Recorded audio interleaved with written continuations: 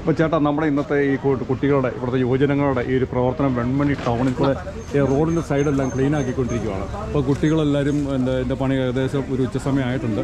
അപ്പം നമ്മുടെ ഈ പ്രവർത്തനം കണ്ടിട്ട് എന്നാണ് ചേട്ടൻ? വളരെ സന്തോഷം തോന്നുന്നു. കുട്ടികൾ നാളുകളുടെ വാഗ്ദാനമാണ് ചെറുപ്പക്കാർ എന്ന് പറയുന്നത്.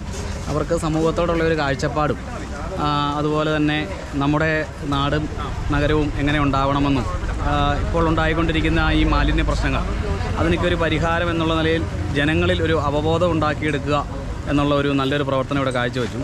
CSI east Kerala Chelachodu youth മൂവ്മെൻറ്റിൻ്റെ ഈ പ്രവർത്തനത്തിൽ അതിയായ സന്തോഷമുണ്ട്.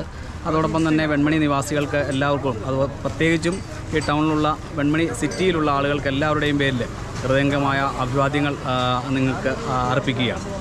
Okay, thanks.